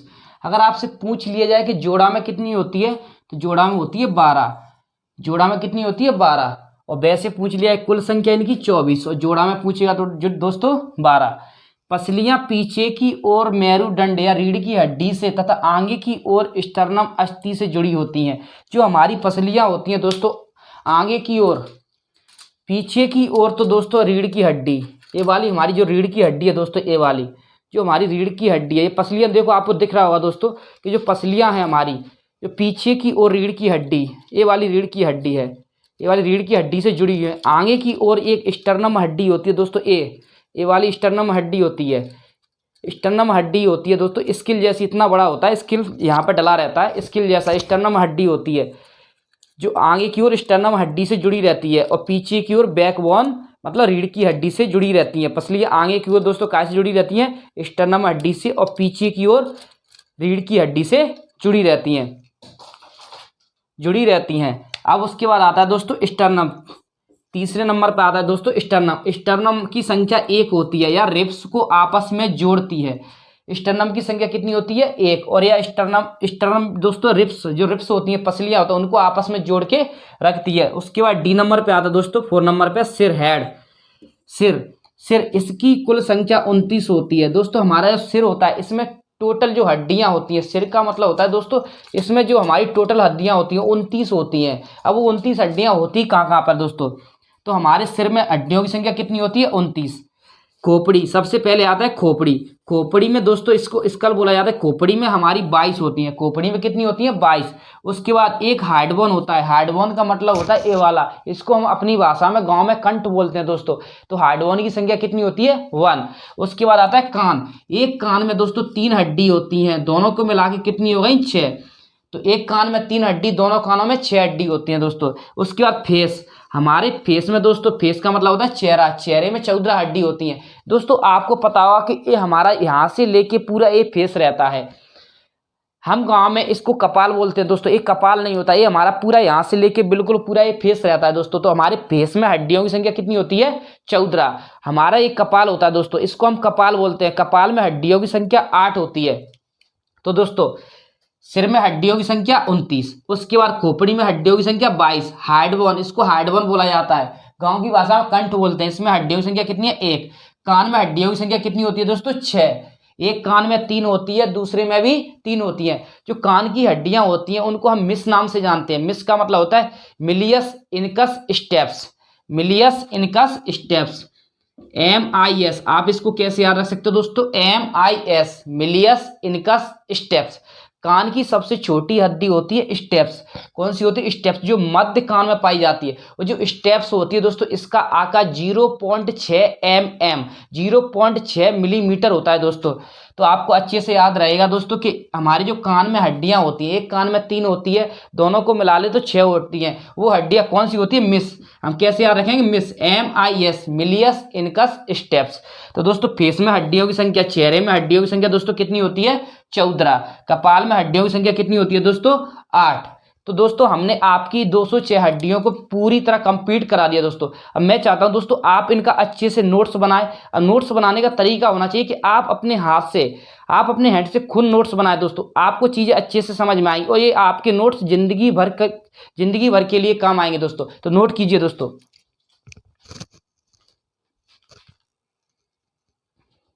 तो दोस्तों कुछ हड्डियों के बारे में विविध तत्व। गर्दन में हड्डियों की संख्या 7 होती है। अब गर्दन में हड्डियों की संख्या 7 होती कैसे, आपने पढ़ा होगा कि रीढ़ रीढ़ की हड्डी में प्रारंभ में हड्डियों की संख्या 33 होती है, लेकिन बाद में कितनी होती है? 26। तो वो 7 हड्डियां जो 26 में अगर हम 7 जोड़ते हैं तो 33 हो जाता है। तो जो बच्चा होता है ना, बच्चा, उसमें 33 हड्डियां होती हैं। तो वयस्क में जो 7 हड्डियां होती है गर्दन में कांट होती हैं दोस्तों। तो गर्दन में हड्डियों की संख्या 7 होती है। कितनी होती है? 7। कान में हड्डियों की संख्या, एक कान में 3, दोनों को मिला दे तो 6 होती है। अब दोस्तों देखो, आप कान की जो 3 हड्डियां होती है, एक कान में 3 हड्डियां होती है, उनको याद कैसे रखोगे? मिस। कैसे याद रखोगे? Miss, MIS। एम का मतलब मेलियस। क्या होता है? मेरे साथ काउंट करो दोस्तों। मेलियस क्या होता है? मेलियस क्या होता है? मेलियस। दूसरा होता है इनकस। क्या होता है? इनकस। तीसरा होता है स्टेप्स। क्या होता है? स्टेप्स। तो Méliès, incus, Méliès, incus, steps, Méliès, incus, steps. जो मेलियस जो दोस्तों ये स्टेप्स होता है, जो हमारे मध्य कान में पाया जाता है, सबसे छोटी हड्डी होती है, 0.6 mm की होती है। कितनी होती है? 0.6 mm की। दोस्तों हमारी सबसे चमकीली हड्डी टिबिया होती है। और दोस्तों जो हमारी सबसे छोटी होती है, सबसे छोटी हड्डी होती है, वो स्टेप्स होती है, जो हमारे मध्य कान में पाई जाती है। सबसे लंबी हड्डी फीमर होती है, जिसको हम उरु अस्थि बोलते हैं। फीमर की लंबाई 48 सेंटीमीटर होती है दोस्तों। कितनी होती है? 48 सेंटीमीटर। और आपको दोस्तों इतना तो पता होगा कि जब एक बच्चा होता है तो उस बच्चे में पेल्विक जो हड्डी होती है, उसमें 3 हड्डियां होती हैं। वयस्क में वो जुड़कर एक ही हड्डी पेल्विक बन जाती है। वो 3 हड्डियां कौन सी होती हैं? Ilium, ischium, pubis. Ilium, ischium, pubis. Ilium, ischium, pubis. तो अच्छी एक्सियल, जिसमें हमने 80 हड्डियों को काउंट किया था दोस्तों। लेकिन आपको पता होगा दोस्तों कि हमारी जो 206 हड्डियां हमारे शरीर के अंदर होती तो हैं, लेकिन एक बात बताओ दोस्तों, क्या ये 206 हड्डियां किसी ना किसी जॉइंट से जुड़ी रहती होंगी दोस्तों? तो आज हम उन्हीं जॉइंटों के बारे में पढ़ेंगे दोस्तों। तो देखते हैं वो जॉइंट कहाँ पे पाए जाते हैं दोस्तों। देखो, सबसे पहले आता है जॉइंट संधि। संधि होता क्या दोस्तों? कंकाल का वह भाग जहां अस्थियां मिलकर हिल डुल सकती हैं। तुम्हें पता होगा दोस्तों कि हमारे शरीर में कंकाल डला हुआ है, हमारी अस्थियां आसानी से हिल मिल डुल सकती हैं। उसको ही हम क्या बोलते हैं दोस्तों? जॉइंट कहते हैं, संधि बोलते हैं। देखो आप, हमारी मतलब कंकाल आसानी से, हमारा शरीर आसानी से हिल मिल डुल रहा है, मतलब अस्थियां आसानी से हिल डुल सकती हैं। उसी को हम क्या कहते हैं दोस्तों? संधि कहते हैं। संधि कहलाता है। संधि वाले स्थान पर एक गुहा खाली जगह होता है। आपको पता होगा दोस्तों कि अगर हमारे संधि होता है, जॉइंट होता है, अगर वहाँ पे खाली जगह नहीं होगा तो हमारी जो हड्डी होती है वो आके कैसे जुड़ेगी? आपने देखा होगा कि ये है, इसको हम जॉइंट मान लेते हैं दोस्तों। अगर ये हमारी हड्डी है, अगर ये आके इसमें फिक्स आ जाती है तो तुम्हें पता है यहाँ पे खाली जगह होना बहुत ज़रूरी है दोस्तों, तभी जाके हमारी हड्डी इसमें फिक्स अच्छे से आ पाएगी दोस्तों। तो उसके बाद आता है कि संधि कहलाता है। संधि वाले स्थान पर एक गुहा खाली जगह पाया जाता है, जिसे साइनोवियल गुहा कहते हैं दोस्तों। हम कहते तो इसको साइनोवियल गुहा इसलिए क्योंकि यहाँ पे एक साइनोवियल लिक्विड पाया जाता है। क्या पाया जाता है? साइनोवियल लिक्विड पाया जाता है, इसलिए हम इसको साइनोवियल गुहा भी कहते हैं दोस्तों। आपको पता है कि दोस्तों कि हमने जॉइंट है, संधि है, उसको 3 भागों में विभाजित करते हैं, 3 भागों में बांटते हैं। एक भाग होता है इम्बोवेबल अचल संधि, एक होता है स्लाइडली मूवेबल अपूर्ण संधि, एक होता है फ्रीली मूवेबल पूर्ण संधि। सबसे पहले पढ़ेंगे अचल संधि होता क्या दोस्तों। अचल संधि ये हमारा कहाँ पे पाया जाता है दोस्तों? तो दोस्तों आपने देखा हो कि अचल संधि होता है, ये बिल्कुल भी गति नहीं करता। ये हमारा खोपड़ी और दांत में पाया जाता है। आपने देखा होगा कि खोपड़ी आपकी बिल्कुल भी गति नहीं कर सकती दोस्तों। आपने देखा, आप ऐसे घुमा रहे हो दोस्तों, ये आपकी खोपड़ी कहाँ घूम रही? ये तो आपकी गर्दन घूम रही। आप ऐसे ले जा रहे हो दोस्तों, आपकी खोपड़ी कहीं पर नहीं जाएगी। आपकी खोपड़ी बिल्कुल भी गति नहीं करती। खोपड़ी का तो बस दोस्तों एक ही काम है कि ब्रेन को, हमारे को सेफ्टी प्रदान करती है। तो एक हमारा इम्बोवेबल अचल संधि कहाँ पे पाई जाती है दोस्तों? खोपड़ी में। और एक हमारा दांत, आपने देखा होगा दोस्तों कि दांत में बिल्कुल, हमारे जो दांत होते हैं बिल्कुल भी इधर उधर नहीं जा सकते। अब तुम बोल रहे होंगे सर हमारा तो इधर उधर चला जाता है। दोस्तों हमारा जबड़ा हिलता है लेकिन दांत कभी नहीं हिलेगा। अगर हमारा दांत हिलने लग जाता है दोस्तों, वो टूट जाता है, 14 से 15 दिन में आसानी से टूट जाएगा। आपने देखा होगा कि आप इधर से उधर कर रहे हो तो आपका जबड़ा इधर से उधर होता है दोस्तों, देख रहे हो, आपका दांत कभी भी इधर से उधर नहीं जाएगा। तो हमारा दोस्तों खोपड़ी और दांत में बिल्कुल भी गति देखने को नहीं मिलता, ये बिल्कुल भी हिल डुल नहीं सकता। तो आपके एग्जाम में दोस्तों डायरेक्ट क्वेश्चन पूछ लिया जाता है कि बताओ खोपड़ी में और दांत में, आपको कोई भी क्वेश्चन पूछ लिया, खोपड़ी में कौन सा जॉइंट पाया जाता है, दांत में कौन सा जॉइंट पाया जाता है, खोपड़ी में कौन सी संधि पाई जाती है, दांत में कौन सी संधि पाई जाती है। तो दोस्तों आपको अच्छी तरह याद रखना है कि अचल संधि, कौन सी संधि दोस्तों? अचल संधि, जिसको हम इम्बोवेबल बोलते हैं, इम्बोवेबल जॉइंट बोलते हैं। उसके बाद आता है दोस्तों, दूसरे नंबर पे आता है दोस्तों अपूर्ण संधि। अपूर्ण संधि क्या होता है दोस्तों? इसको हम स्लाइडली मूवेबल बोलते हैं। पसली और रिब्स, यहाँ पे हमें थोड़ा मोड़ा गति देखने को मिलता है दोस्तों, बहुत मतलब बहुत ज़्यादा नहीं, थोड़ी बहुत मात्रा में हमें गति देखने को मिलता है। जैसे आपने देखा होगा पसली, हमारी जो रिब्स होती हैं, पसलियाँ होती हैं, आपने देखा होगा जैसे आप सांस ले रहे हो तो आपकी पसलियाँ थोड़ा बहुत मूवमेंट करती हुई नजर आती है दोस्तों। आपने देखो यहाँ पे हाथ लगा के देख सकते हो, तो मतलब आपकी पसलियाँ थोड़ी बहुत गति देखने को मिलती है। पसलियाँ थोड़ी बहुत गति करती है, ज़्यादा हिल डुल नहीं सकती, थोड़ा बहुत हिल डुल सकती है केवल। इसी प्रकार आपने रीढ़ की हड्डी को देखा है, बैकबोन को देखा है कि जिस तरह आप इधर अगर हिलोगे तो आपकी हड्डी थोड़ा बहुत दिखेगी, अगर आप ऐसे हिलोगे नीचे की तरफ तो आपकी हड्डी थोड़ा बहुत गति करेगी, ज़्यादा गति नहीं करती हैं दोस्तों। पसली और रीढ़ की हड्डी थोड़ा बहुत हिल डुल सकती है, थोड़ा बहुत दोस्तों, तो थोड़ा बहुत गति करती हैं, इसलिए इनको हम अपूर्ण संधि। आप कैसे याद रखोगे? देखो अपूर्ण का मतलब क्या होता है दोस्तों कि थोड़ा बहुत। तुम्हें पता है पूर्ण का मतलब क्या होता है? पूरा। अपूर्ण का मतलब क्या होता है? थोड़ा बहुत। मतलब पसलियाँ और रीढ़ की हड्डी थोड़ा बहुत गति करती है, इसलिए हम इसको क्या बोलेंगे? अपूर्ण संधि, स्लाइडली मूवेबल बोलेंगे दोस्तों। तो दोस्तों आपके एग्जाम में डायरेक्ट क्वेश्चन पूछा जाएगा कि पसलियों में कौन सा जॉइंट पाया जाता है, रीढ़ की हड्डी में कौन सा जॉइंट पाया जाता है, तो आपको अच्छे से याद रखना है। अपूर्ण संधि पाई जाती है और स्लाइडली मूवेबल इंग्लिश में बोलते हैं दोस्तों इसको। उसके बाद दोस्तों थर्ड नंबर पर आता है फ्रीली मूवेबल। फ्रीली मूवेबल का मतलब होता है ये पूर्ण संधि होती है दोस्तों, ये विभिन्न दिशाओं में गति कर सकती है। और जो पूर्ण संधि होती है दोस्तों को इसको हम 5 भागों में पढ़ते हैं दोस्तों। अब वो 5 भाग कौन कौन से होते हैं दोस्तों जानते हैं। देखो दोस्तों फर्स्ट नंबर का आता है दोस्तों ball and socket. Ball and socket इसको हम कंदुक खलका भी बोलते हैं दोस्तों। जो बॉल एंड सॉकेट है ना दोस्तों, इसको हम कंदुक खलका भी बोलते हैं। जो बॉल एंड सॉकेट है ना दोस्तों, ये पेल्विक और फीमर, मतलब फीमर और पेल्विक है ना, वहाँ पे पाया जाता है फीमर और पेल्विक। देखो दोस्तों आपको देखा होगा, मैंने आपको पढ़ाया था कि ये हमारी पेल्विक हड्डी है दोस्तों। कौन सी हड्डी है? पेल्विक। यहाँ पे 1-2 हड्डियाँ पाई जाती हैं, 1 और 2 पेल्विक हड्डियाँ, ये हमारी फीमर हड्डियाँ हैं। तो आपको यहाँ पे एक गुहाद जैसा गुहाद नजर आ रही होगी दोस्तों, एक खाली जगह नजर आ रही होगी, जिससे हड्डी हमारी फीमर हड्डी जाके जुड़ती है। ये हमारा कौन सा जॉइंट है दोस्तों? बॉल एंड सॉकेट जॉइंट है दोस्तों। कौन सा जॉइंट है? Ball and socket. इसी तरह ये वाला भी फीमर दिख रहा होगा तुम्हें, तो यहाँ पे दोनों तरफ एक खाली गुहा जैसी जगह पाई जाती है दोस्तों, आपको दिख रहा होगा। तो यहाँ पे हमारा पेल्विक हड्डी से हमारा फीमर जुड़ा रहता है, फीमर हड्डी जुड़ी रहती है, और यहाँ पे जॉइंट पाया जाता है। उस जॉइंट को हम बॉल एंड सॉकेट बोलते हैं, हिंदी में इसको कंदुक खलका बोलते हैं दोस्तों। इसी तरह हमारा दोस्तों पेल्विक फीमर हो गया, और स्कैपुला और ह्यूमरस। स्कैपुला ह्यूमरस को आपको पता है कि दोस्तों ये हमारा स्कैपुला होता है, ये हमारा क्या होता है दोस्तों? स्कैपुला। ये 2 बड़ा बड़ा सा दिख रहा होगा दोस्तों, ये आप पीछे पीठ की तरफ देख सकते हो दोस्तों, ये बैकबोन की तरफ, ये आपको ये बड़ा बड़ा सा दिख रहा होगा, ये हमारा स्कैपुला है। तो ये हमारा स्कैपुला ह्यूमरस आपको दिख रहा होगा। इसी तरह हमारे देखो ह्यूमरस ये वाली हड्डी है कि नहीं दोस्तों? ये वाली हड्डी को ऐसे जोड़े रखता है, यहाँ पे खाली गुहा इसी तरह पेल्विक फीमर की तरफ पाई जाती है, जो हमारी दोनों तरफ की ह्यूमरस हड्डी को स्कैपुला हड्डी से जोड़े रखता है, और यहाँ पे जॉइंट पाया जाता है दोस्तों। इसको क्या बोलेंगे? Ball and socket. अच्छे से याद रखना है दोस्तों, आपके एग्जाम में डायरेक्ट क्वेश्चन पूछ लिया जाएगा दोस्तों कि बताओ पेल्विक और फीमर को जो जोड़ता है वहाँ पे कौन सा जॉइंट पाया जाता है दोस्तों? स्कैपुला और ह्यूमरस को जोड़ता है, वहाँ पे कौन सा जॉइंट पाया जाता है दोस्तों? आपको याद रखना है बॉल एंड सॉकेट, हिंदी में आया दोस्तों कंधों को खलका। उसके बाद आता है दोस्तों हिंज जॉइंट। कौन सा आता है दोस्तों? Hinge joint. हिंज जॉइंट को दोस्तों हम कब्जा संधि बोलते हैं। ये हमारा कोहनी और घुटना में होता है दोस्तों। कोहनी और घुटना में इसलिए होता है दोस्तों, आप देखा होगा दोस्तों, ये हमारी कोहनी है, यहाँ पे कोहनी, ये हमारी कोहनी एक ही तरफ गति कर सकती है, एक ही तरफ गति कर सकती है। देख रहे हो दोस्तों आप, ये हमारी कोहनी एक ही तरफ गति कर सकती है। इसी तरह हमारा पैर होता है दोस्तों, हमारा पैर में होता है दोस्तों कोहनी होती है, ये हमारी एक ही तरफ गति कर सकती है। और घुटना होता है, पैर में क्या होता है दोस्तों? घुटना, वो भी हमारा तुम्हें देख रहा हो कि पीछे की तरफ गति कर सकता है हमारा। देखो पीछे की तरफ गति का मतलब है दोस्तों कि हमारा यहाँ पे तुम्हें पता होगा जी, यहाँ पे हमारा घुटना होता है, पैर में नीचे होता है कि नहीं होता? ये हमारा पीछे की तरफ गति कर सकता है, ऐसे पीछे की तरफ गति कर सकता है, लेकिन आगे की तरफ ऐसे कभी नहीं जा सकता। तो हमारी जो कोहनी और घुटना होता है दोस्तों, ये एक ही तरफ गति करते हैं।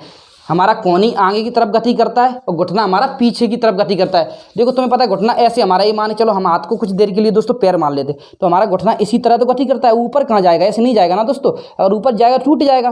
तो हमारा घुटना पीछे की तरफ गति करता है, हमारी कोहनी दोस्तों आगे की तरफ गति करती है। इसको दोस्तों हम कब्जा संधि बोलते हैं। अब आप इस तरह याद रख सकते हो कि हमारी जो संधि है ना कब्जा की तरह होती है दोस्तों, एक ही तरफ गति कर सकती है।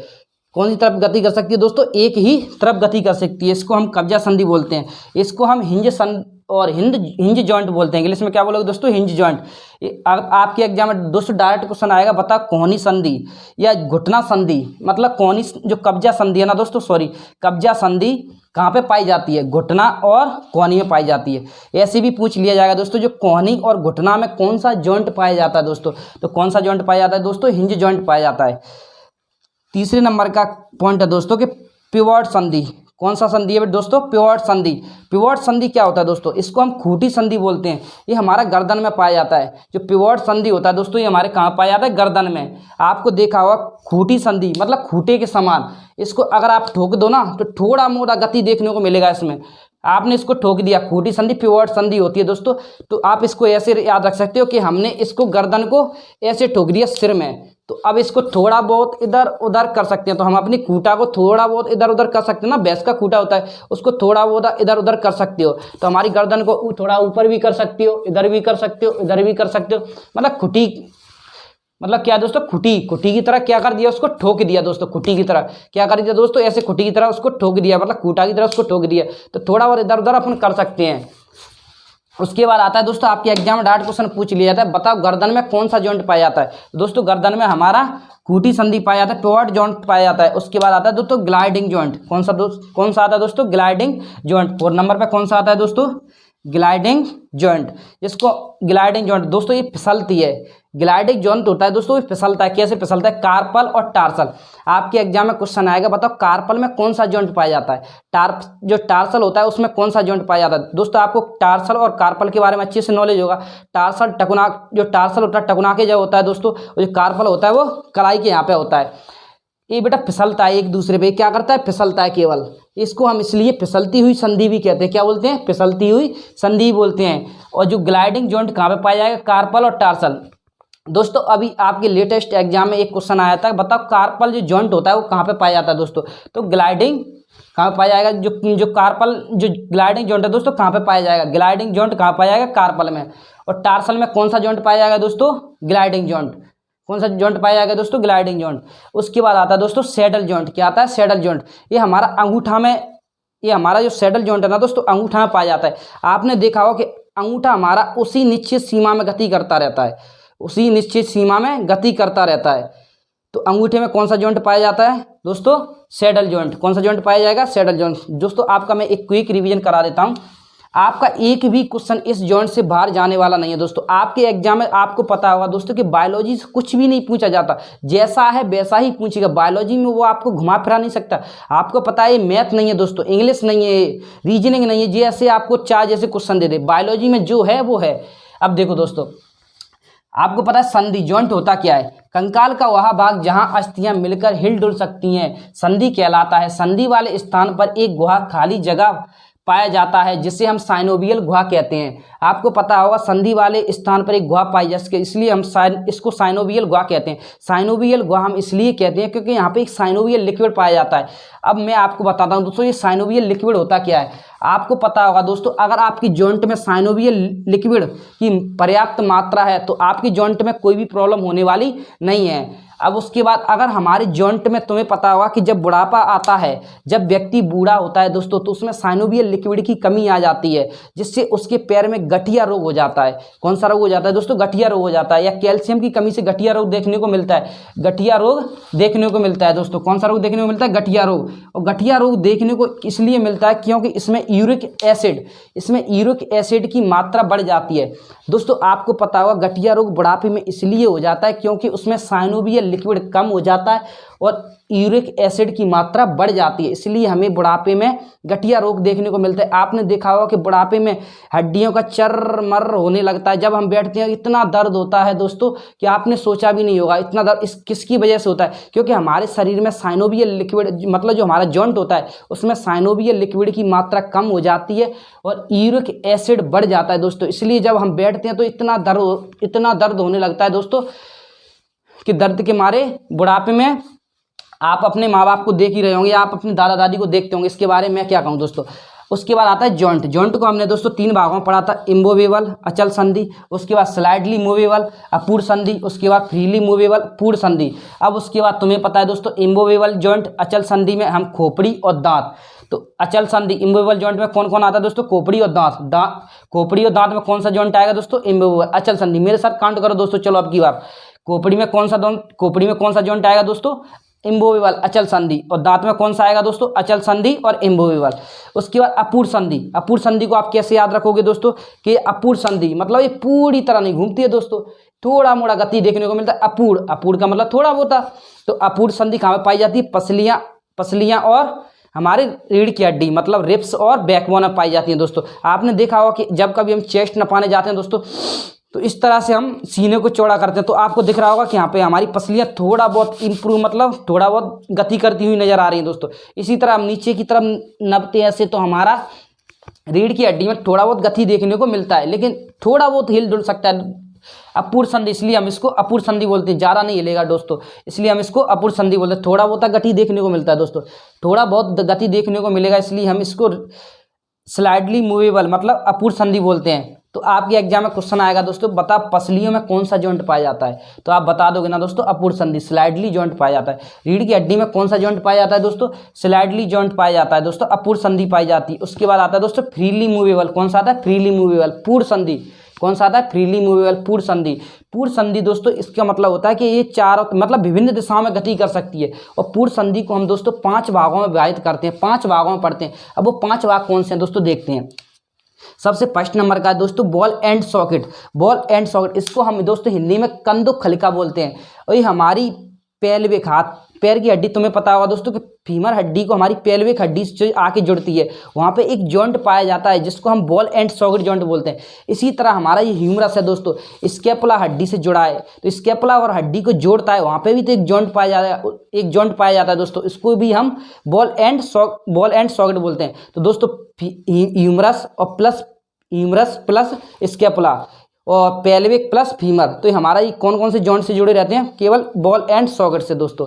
तो दोस्तों pelvic plus femur scapula plus humerus हमारे बॉल एंड सॉकेट जॉइंट से जुड़े रहते हैं। उसके बाद आता है दोस्तों हिंज, कब्जा संधि।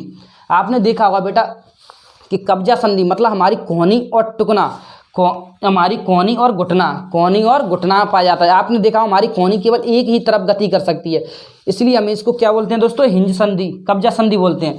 क्या बोलेंगे दोस्तों, हिंज संधि मतलब हिंज जॉइंट मतलब कब्जा संधि। आप देख रहे होंगे दोस्तों कि हमारा जो जॉइंट है ना, यहाँ पे कोहनी एक ही तरफ गति कर सकती है, कब्जे की तरह होती है, क्योंकि हमारा जो कब्जा होता है वो दोनों तरफ नहीं जा सकता दोस्तों, एक ही तरफ जाता है, इसलिए हमारी इसको क्या बोलेंगे, कब्जा संधि, हिंज जॉइंट बोलेंगे। इसी तरह हमारा घुटना होता है दोस्तों, घुटना भी हमारा पीछे की तरफ गति कर सकता है, आगे की तरफ आप अपने पैर को इस तरह से कभी नहीं गति करा सकते दोस्तों। उसके बाद आता है पिवट जॉइंट, खूंटी संधि। ये केवल गर्दन में पाया जाता है दोस्तों। ये कहाँ पे पाया जाता है, गर्दन में पाया जाता है। खूंटी संधि कहाँ पे पाया जाता है दोस्तों, गर्दन में। आपने देखा होगा कि हमारी गर्दन आसानी से इधर उधर जा सकती है, तो आपके एग्जाम में डायरेक्ट क्वेश्चन पूछ लिया जाता है, बताओ गर्दन में कौन सा जॉइंट पाया जाता है दोस्तों, पिवट जॉइंट पाया जाता है। उसके बाद आता है ग्लाइडिंग जॉइंट, मतलब इसको हम फिसलती संधि बोलते हैं, इसको हम दूसरे किस नाम से जानते हैं दोस्तों, फिसलती संधि, ग्लाइडिंग जॉइंट। आपने देखा कार्पल टार्सल, आपने अच्छे से पढ़े होंगे, कार्पल यहाँ पे पाया जाता है, यहाँ पे हड्डियाँ एक दूसरे के ऊपर दोस्तों क्या करती हैं, फिसलती हैं, इसलिए हम इसको क्या बोलते हैं, ग्लाइडिंग जॉइंट, फिसलती संधि बोल सकते हो आप इसको। अगला आता है दोस्तों 5वें नंबर का सैडल जॉइंट। कौन सा आता है, सैडल जॉइंट। इसको हम ये हमारा अंगूठे में पाया जाता है, जो सैडल जॉइंट होता है दोस्तों ये हमारे अंगूठे में पाया जाता है। यहाँ पे एक निश्चित सीमा में चारों तरफ गति करता है, हमारा अंगूठा एक निश्चित सीमा में चारों तरफ गति करता है दोस्तों। तो दोस्तों आपके जो जॉइंट के जो क्वेश्चन है वो यहीं से बनने वाले हैं। इसके अलावा आगामी परीक्षाओं में इन चैप्टरों से क्वेश्चन किस तरह पूछे जा रहे हैं, तो आज हम उन्हीं क्वेश्चनों पर डिस्कशन करने वाले हैं। तो फर्स्ट नंबर का क्वेश्चन है दोस्तों कि शरीर की सबसे छोटी हड्डी, तो शरीर की सबसे छोटी हड्डी दोस्तों स्टेप्स होती है, जो हमारे मध्य कान मतलब कानों के बीचों बीच पाई जाती है। सबसे बड़ी हड्डी, शरीर की सबसे बड़ी हड्डी फीमर होती है, जिसको हम उरु अस्थि भी बोलते हैं। शरीर की सबसे बड़ी हड्डी फीमर होती है, जिसको हम उरु अस्थि भी बोलते हैं, जो जांग में होती है, जांग में पाई जाती है। इसकी लंबाई 48 सेंटीमीटर होती है। सबसे कमजोर हड्डी होती है कैल्विक, जो हमारे कॉलर बोन यहाँ पे पाई जाती है दोस्तों, इसको हम कैल्विक भी बोलते हैं, इसको हसली बोलते हैं, जामुक बीटी बोन के नाम से भी जाना जाता है। उसके बाद आता है दोस्तों सबसे मजबूत हड्डी जबड़े की होती है, सबसे मजबूत हड्डी जबड़े की होती है। तुम्हें पता है दोस्तों कि हमारा ये वाला जबड़ा है सबसे मजबूत हड्डी, जिसमें हमारे दांत धसे हुए हैं, सबसे मजबूत हड्डी हमारी जबड़े की होती है दोस्तों। लेकिन आपको एक पॉइंट अच्छे से याद रखना है कि हमारे शरीर का कठोरतम भाग या कठोरतम अंग कहेगा तो इनामेल होता है, जो दांत का ऊपर का भाग होता है दोस्तों। तो इसको आपको अच्छे से याद रखना है। सबसे चमकीली हड्डी, हमारे शरीर की सबसे चमकीली हड्डी कौन सी है दोस्तों? टिबिया। तो शरीर की सबसे चमकीली हड्डी टिबिया, जो हमारी टांग में पाई जाती है अंदर की तरफ, और जो एक फिबुला होता है वो भी बाहर की तरफ पाया जाता है दोस्तों। टिबिया हड्डी होती है जो हमारी टांग में पाई जाती है अंदर की तरफ, और फिबुला बाहर की तरफ पाया जाता है, दोनों टांग में ही पाई जाती हैं दोस्तों।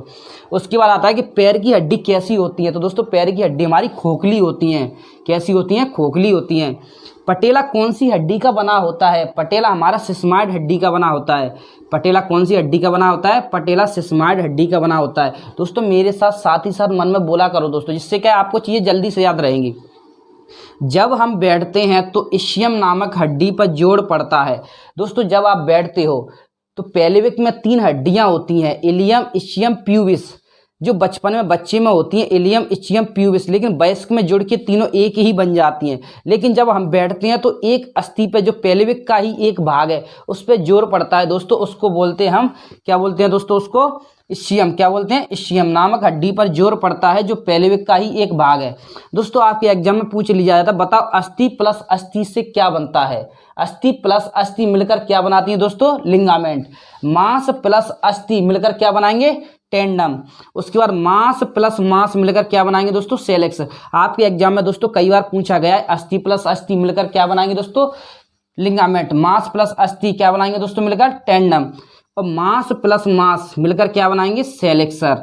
उसके बाद आता है कि जॉइंट के पास साइनोवियल, जॉइंट के पास साइनोवियल नामक द्रव पाया जाता है जो हड्डियों को मुड़ने में मदद करता है। इसी द्रव्य की कमी से गठिया रोग हो जाता है।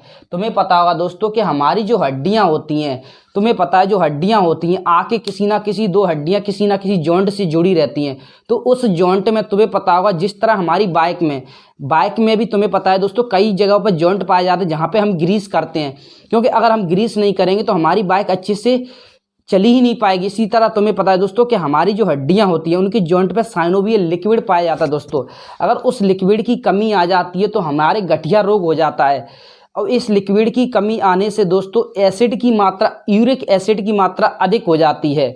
अगर आपके एग्जाम में पूछ लिया जाए कि किस लिक्विड की कमी आने से, किस द्रव्य की कमी आने से हमारे गठिया रोग हो जाता है, दोस्तों साइनोवियल लिक्विड की कमी आने से या साइनोवियल द्रव्य की कमी आने से हमें गठिया रोग हो जाता है। और किस द्रव्य की मात्रा अधिक बढ़ जाती है? तो यूरिक एसिड की मात्रा अधिक बढ़ जाती है। उसके बाद आता है दोस्तों कि मानव शरीर में कुल अस्थियों की संख्या कितनी होती है? जो एक मानव होता है दोस्तों उसमें कुल अस्थियों की संख्या कितनी होती है दोस्तों? 206। उसके बाद आता है मानव शरीर में पसलियों के कितने जोड़े होते हैं? मानव शरीर में पसलियों के 12 जोड़े होते हैं। आपको पता है हमारे जो पसलियां होती हैं दोस्तों यहाँ पे, इनमें 12 जोड़े होते हैं। जोड़ा में पूछेगा दोस्तों आपको 12 बताना है, लेकिन आपसे पूछ लिया जाए कि कुल टोटल पसलियां कितनी होती हैं दोस्तों? 24 होती हैं। जो हमारी पसलियां होती हैं दोस्तों पीछे की तरफ बैकबोन हड्डी से जुड़ी रहती हैं, आगे की तरफ स्टर्नम हड्डी होती है। आपको पता है यहाँ से यहाँ तक ये स्टर्नम हड्डी होती है दोस्तों स्किल जैसी, जिससे जुड़ी रहती हैं। तो पीछे की तरफ अगर पूछ लिया जाए कि बताओ हमारी जो पसलियां दोस्तों, जो रिब्स हैं, पीछे की तरफ कौन सी हड्डी से जुड़ी हैं दोस्तों? पीछे की ओर दोस्तों हमारी बैकबोन रीढ़ की हड्डी से जुड़ी हैं। आगे की तरफ इस वाली एक हड्डी होती है दोस्तों, ये वाली, इसको हम स्टर्नम हड्डी बोलते हैं। तो आगे की ओर किससे जुड़ी है दोस्तों? स्टर्नम हड्डी से जुड़ी है। अगर पूछ लिया जाए जोटा में कितनी होती है पसलियों की संख्या दोस्तों? 12, और टोटल पसलियों की संख्या 24। उसके बाद आता है दोस्तों कि नवजात शिशुओं में हड्डियों की संख्या लगभग में कितनी होती है? नवजात शिशु का मतलब होता है जब बच्चा जन्म लेता है उसमें कितनी होती है हड्डियों की संख्या? तो दोस्तों 300 होती है। कितनी होती है? 300। कान में कितनी अस्थियां होती हैं? आपको पता है दोस्तों एक कान में 3 हड्डियां होती हैं, दोनों को मिला के कान में अस्थियां कितनी होती हैं? 6। अगर आपसे पूछ लिया जाए कान में कितनी अस्थियां होती है, आपको 6 लगाना है दोस्तों। अगर आपसे पूछ लिया जाए एक कान में हड्डियों की संख्या दोस्तों, तो 3 होती है। उसके बाद आता है, तुम्हें पता है दोस्तों हमारे एक कान में 3 हड्डी होती हैं, उन 3 हड्डियों के नाम भी हमें अच्छे से पता होना चाहिए दोस्तों। तो तुम्हें पता है हम उसको याद रखेंगे मिस। किसके नाम से याद रखेंगे? Miss. M for malleus. M for क्या होता है दोस्तों? Malleus. I for incus, S for stapes. तो हमारे कान में 3 हड्डियां होती हैं, उनको बोलते हैं मेलियस, इनकस, स्टेप्स। तो कौन कौन सी होती हैं? Méliès, incus steps. जो स्टेप्स होता है दोस्तों, इसका आकार 0.6 mm 0.6 मिलीमीटर होता है। उसके बाद आता है मानव शरीर की सबसे लंबी हड्डी फीमर जांघ में, जो हमने पढ़ ली थी दोस्तों अभी, इसकी लंबाई 48 सेंटीमीटर होती है। टिबिया नामक हड्डी टांग में पाई जाती है दोस्तों।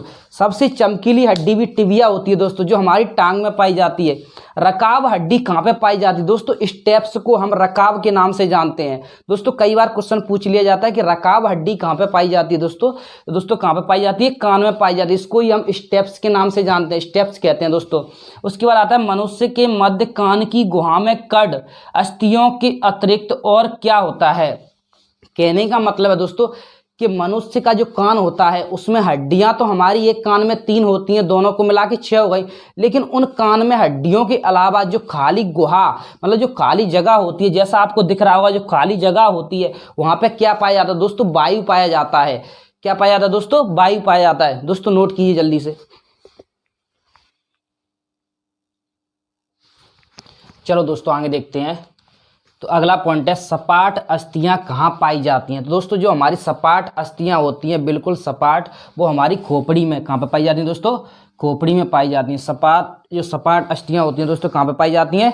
खोपड़ी में पाई जाती हैं। उसके बाद दोस्तों, उसके बाद अगला पॉइंट है किस जीव में पसलियों की संख्या अधिक होती है? किस जीव में पसलियों की संख्या अधिक होती है? दोस्तों सांप। कौन सा है दोस्तों? सांप। तो यहाँ पे दोस्तों सांप लिखना कि जो सांप है ना दोस्तों, सांप में पसलियों की संख्या अधिक होती है। आपने देखा होगा दोस्तों मरे हुए सांप को, जब उसका अंदर का कंकाल निकलता है तो उसमें बहुत लंबा सा निकलता है दोस्तों, क्योंकि सांप में पसलियों की संख्या सर्वाधिक होती है। उसके बाद आता है कि मनुष्य में त्वचा किस स्थान पर मोटी होती है? जो मनुष्य होता है दोस्तों उसमें त्वचा किस स्थान पर मोटी होती है? तलुए पर। तलुए का मतलब होता है दोस्तों हमारा, यहाँ पे देखा होगा तुमने, ऐसा ही नीचे मेटाटार्सल होता है। क्या होता है दोस्तों? मेटाटार्सल, जो मैंने आपको हड्डियों में अच्छे से पढ़ाया था दोस्तों, मेटाटार्सल होता है। वहाँ पे तलुआ होता है, हमारा पैर का पंजा होता है, वहाँ पे जो त्वचा होती है हमारी सबसे मोटी होती है दोस्तों। उसके बाद आता है कंकाल तंत्र के अंग कौन कहलाता है? मतलब जो कंकाल तंत्र है उसके अंग क्या कहलाते हैं? अस्थियां कहलाते हैं दोस्तों। क्या कहलाते हैं? अस्थियां कहलाते हैं, क्योंकि कंकाल तंत्र होता है वो अस्थियों से ही तो मिलकर बना है दोस्तों। कंकाल तंत्र का अध्ययन किन 2 भागों में किया गया है? मतलब जो कंकाल तंत्र दोस्तों उसका अध्ययन किन 2 भागों में किया गया है? तो तुम्हें पता है कंकाल तंत्र को हम 2 भागों में विभाजित करते हैं, बाह्य कंकाल और आंतरिक कंकाल। उसके बाद दोस्तों कि हड्डियां किन कोशिकाओं की बनी होती है? तो हड्डियां मीजनकाइम। तो आपको अच्छे से याद रखना है दोस्तों, आपके एग्जाम में बार बार पूछा जाने वाला क्वेश्चन कि हड्डी किन 2 कोशिकाओं की बनी होती है दोस्तों? मीजनकाइम। किसकी बनी होती है? मीजनकाइम। हड्डी किसके द्वारा विकसित होती हैं? तो मोसोडर्म। किसके द्वारा? मोसोडर्म। हड्डियां हमारी मोसोडर्म के कारण विकसित होती हैं। उसके बाद दोस्तों कि वयस्क मनुष्य में मेरुदंड कितना लंबा होता है? एक वयस्क मानव जो होता है उसमें जो मेरुदंड है दोस्तों, रीढ़ की हड्डी की लंबाई 60 से 70 मीटर होती है। 60 से 70 सेंटीमीटर होती है दोस्तों। कितनी होती है? 60 से 70 सेंटीमीटर। मेरुदंड में कितनी कशेरुकाएं होती हैं? मेरुदंड में जो कशेरुकाएं बनती हैं दोस्तों वो कितनी होती हैं? 33। उसके बाद है कशेरुक दंड को अन्य किस नाम से जानते हैं? मतलब जो रीढ़ की हड्डी है दोस्तों इसको किसी अन्य नाम से भी जानते हैं, उसको हम रीढ़ खंभ बोलते हैं। रीढ़ की हड्डी को और किस नाम से जानते हैं? रीढ़ खंभ के नाम से जानते हैं। उसके बाद है दोस्तों कि खोपड़ी की हड्डियां, जो हमारी खोपड़ी में हड्डियां होती हैं दोस्तों, एक होता है शंखास्थि। कौन सा होता है दोस्तों? शंखास्थि। उसके बाद फ्रंटल, जंतुकास्थि, जजरास्थि और पार्श्वकास्थि। आपको अच्छी तरह याद रखना है दोस्तों, नोट करके लिख लेना कि जो खोपड़ी में हड्डियां पाई जाती हैं उनको हम क्या बोलते हैं? शंखास्थि। क्या बोलते हैं दोस्तों? शंखास्थि। फ्रंटल, जंतुकास्थि, जजरास्थि, पार्श्वकास्थि। दोस्तों आपका एग्जाम में क्वेश्चन बनेगा, बताओ पार्श्व का अस्थि कहाँ पे पाई जाती है दोस्तों? कहाँ पे पाई जाती है? खोपड़ी में। फ्रंटल अस्थि कहाँ पे पाई जाती है दोस्तों? खोपड़ी में पाई जाती है। जंतु का अस्थि कहाँ पे पाई जाती है दोस्तों? खोपड़ी में। जजरा अस्थि कहाँ पे पाई जाती है? खोपड़ी में। शंखा अस्थि कहाँ पे पाई जाती है दोस्तों? खोपड़ी में। इसी तरह जो चेहरा होता है, जो फेस होता है दोस्तों, उसकी भी अस्थियां होती हैं, हड्डियां होती हैं, उनकी भी हड्डियां दोस्तों नेजल, कपोलास्थि, लेक्रीमलन, उसके बाद लेक्रीमनल अस्थियां, बोमर, पेलेट और मैक्सिलरी और मेडिवल, स्पंजी। तो हमारी जो चेहरे की हड्डियां होती हैं दोस्तों कौन कौन सी होती हैं? एक बार मेरे साथ बोलो दोस्तों। नेजल। कौन सी होती है? नेजल। उसके बाद है कपोलास्थि। कौन सी होती है? कपोलास्थि। उसके बाद लेक्रीमलन। कौन सी होती है? लेक्रीमलन। उसके बाद बोमर कौन सी होती है, बोमर। उसके बाद पेलेट कौन सी होती है, पेलेट। उसके बाद मैक्सिलरी कौन सी होती है दोस्तों, मैक्सिलरी। उसके बाद मेडिवल, उसके बाद स्पंजी। तो आपके एग्जाम में पूछ लिया जाएगा, बताओ मेडिवल जो अस्थि होती है वो कहाँ पे पाई जाती है। तो मेडिवल अस्थि कहाँ पे पाई जाती है दोस्तों, चेहरे में। कहाँ पे पाई जाती है, चेहरा, फेस में पाई जाती है।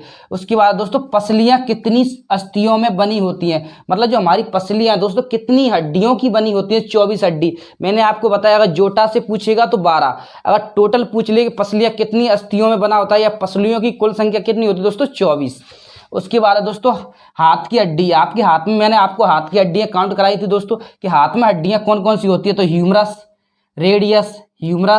Radius, ulna, carpal, metacarpal, phalanges, जिनको मैंने आपको अच्छे से बेटा पढ़ा दिया है। उसके बाद होता है दोस्तों, मेरे साथ बोलो, humerus, radius, ulna, carpal, metacarpal, phalanges. आपके एग्जाम में दोस्तों क्वेश्चन पूछा जाएगा, बताओ रेडियस हड्डी कहाँ पे पाई जाती है। तो कहाँ पे पाई जाती है दोस्तों, हाथ में। उसके बाद पूछा जाएगा, बताओ कार्पल हड्डी कहाँ पे पाई जाती है, हाथ में पाई जाती है। कार्पल में हड्डियों की संख्या कितनी होती है, 8 होती है। ये सारी चीजें मैंने आपको पढ़ा चुका हूँ दोस्तों। उसके बाद पैर की अस्थियां, पैर की हड्डियां, तो दोस्तों आपको पता है पैर में फीमर पाई जाती है जिसकी लंबाई 48 सेंटीमीटर होती है। सबसे लंबी अस्थि होती है दोस्तों फीमर, इसको हम उरु अस्थि के नाम से भी जानते हैं। उसके बाद पटेला, कौन सा है दोस्तों, पटेला। पटेला दोस्तों कौन सी अस्थि का बना होता है, सिस्मॉइड। उसके बाद टिबिया, हमारी सबसे चमकीली हड्डी टिबिया होती है। उसके बाद फिबुला, उसके बाद टार्सल, मेटाटार्सल और फ्लैंजिंग। तो हमारे पैर की हड्डियां कौन सी है दोस्तों, फीमर, पटेला, टिबिया, फिबुला, टार्सल, मेटाटार्सल, फ्लैंजिंग। आपके एग्जाम में पूछ लिया जाएगा दोस्तों, बताओ फिबुला हड्डी कहाँ पे पाई जाती है। जो फिबुला अस्थि है वो कहाँ पे पाई जाती है दोस्तों, पैर में पाई जाती है। उसके बाद पूछ लिया जाएगा, बताओ पटेला हड्डी कहाँ पे पाई जाती है दोस्तों, पैर में पाई जाती है। नोट कीजिए दोस्तों जल्दी से।